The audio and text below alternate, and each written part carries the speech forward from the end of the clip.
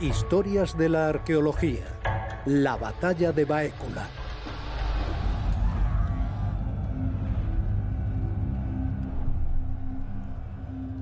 ¿Se puede reconstruir una batalla partiendo de las tachuelas de las sandalias del ejército romano? ¿Es posible conocer los movimientos de las tropas? ¿Se pueden llegar a conocer la táctica y la estrategia de los ejércitos de la antigüedad gracias al seguimiento de los restos materiales del combate? Los avances tecnológicos y de sistemas de información geográfica lo permiten.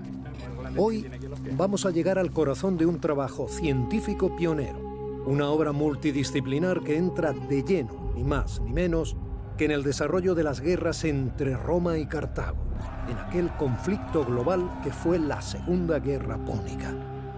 Esa idea de carácter mundial de la Segunda Guerra Púnica es realmente acertada porque, y además la comparten muchos investigadores, no es solo una guerra que enfrente Roma y Cartago en un extremo del Mediterráneo, sino que complica un sistema de alianzas que la hace que se extiendan hacia la zona de Grecia, por toda Italia, incluso en la parte de Turquía hay posicionamientos con el tema romano. Un poco la sensación que había durante la Guerra Púnica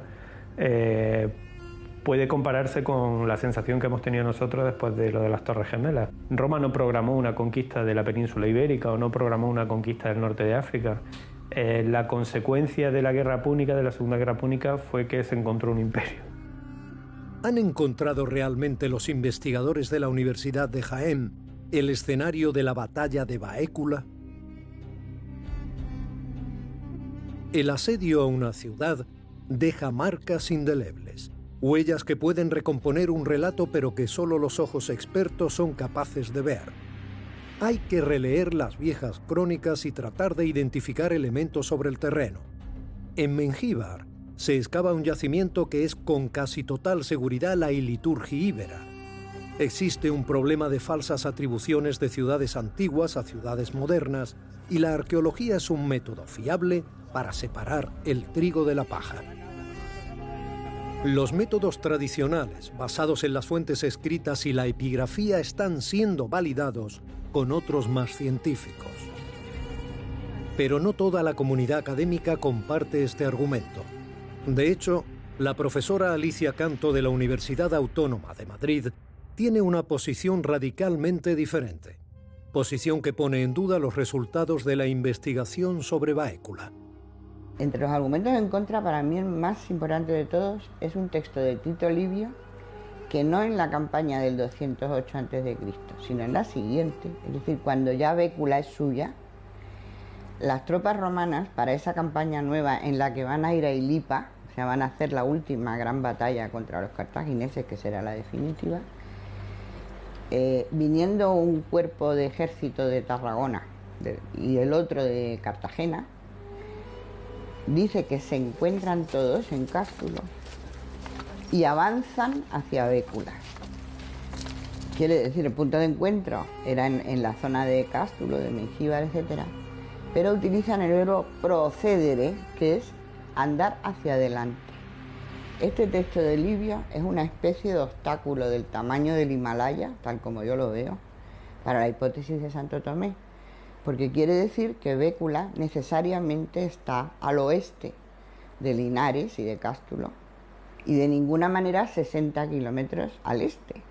El objetivo de los cartagineses, ubicados en el entorno de Baécula, era la protección de las minas de plata. En Santo Tomé no hay ni una sola mina de plata. La falta de epigrafía, de inscripciones que confirmen que Santo Tomé es Baécula. Eso hace falta en la geografía histórica de siempre. No se admite una identidad nueva de una ciudad hasta que no aparece una inscripción que lo certifica. Si tú te encuentras una ciudad con muchos restos romanos monumentales rodeada de 7 colinas, no dirías que es Roma. Es decir, la epigrafía está bien, pero no es determinante desde nuestro punto de vista.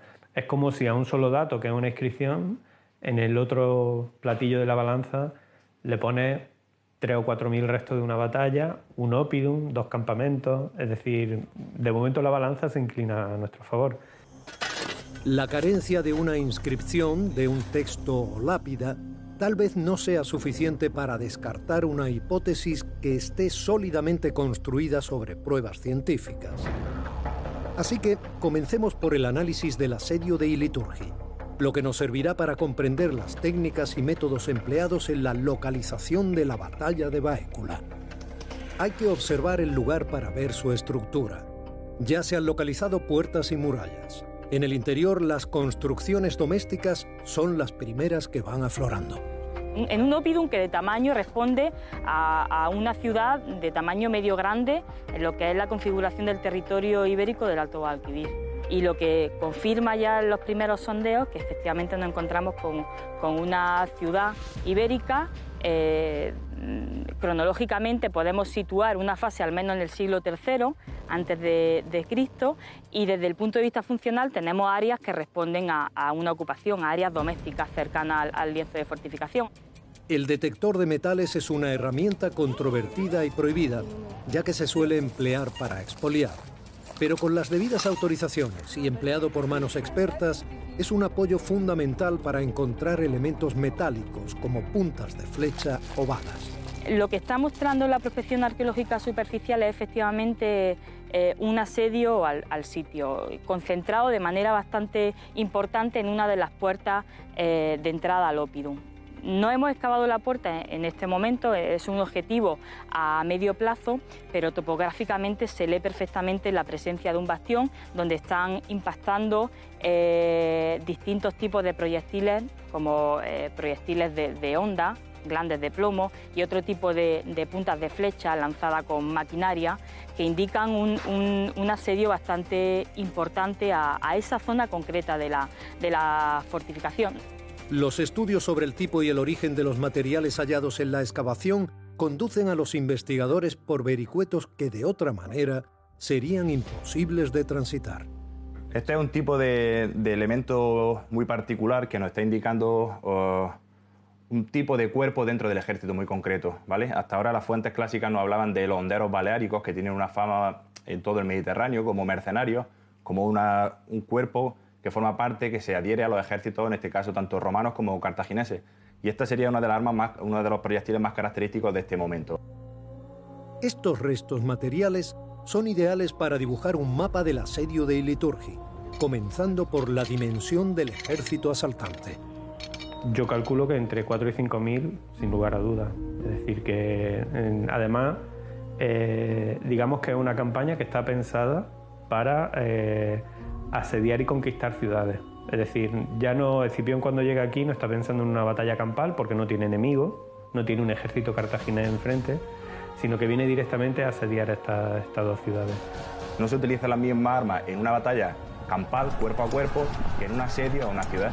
El tipo de maquinaria de guerra o el tipo de proyectil tiene que ser diferente, y en principio estamos empezando a reconocer aquí en el Cerro de la Muela elementos que parece que están lanzados con algún tipo de catapulta, entre comillas, digámoslo así, algo con un tipo de tracción que no hemos reconocido hasta la fecha en Baécula, porque el contexto militar es diferente, son dos ejércitos con un cuerpo a cuerpo.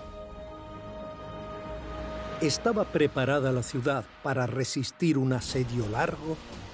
Un asedio como Numancia, por ejemplo, o un asedio tal y como los pensamos, digamos en líneas muy generales, estas ciudades no estaban preparadas para eso. Es decir, no tenían grandes almacenes o una previsión grande de agua, etcétera, etcétera, ¿no? La ciudad estaba preparada desde el punto de vista estratégico, con su fortificación, digamos, tipo estándar del mundo ibérico, pero nada más. Es decir, que de repente te aparezca un ejército romano entero y tenga la pretensión de entrar, digamos que ahí no tienes muchos medios de defensa. Y de hecho entraron. El impacto de la caída de Iliturgi sobre Cástulo fue demoledor. Imaginaros en el momento simplemente de que se presente el ejército de Escipión en las puertas de Cástulo. Incluso dentro de la propia ciudad habría unas tensiones, es decir, entre los partidarios de pactar la rendición y de no pactar esa rendición, ¿no? Claro, con el ejemplo de Iliturgi pactaron y supieron y eran conscientes de que lo que les convenía era rendirse. No tenía ningún sentido resistir al ejército romano. Estamos al final de una guerra que cambió el paisaje político de Iberia. Los pueblos íberos de brillante trayectoria comienzan a romanizarse aunque el proceso no fue tan rápido como se creía hasta ahora, y pueden verse muchas formas mixtas, ibero-romanas, hasta el principio del primer milenio de la era.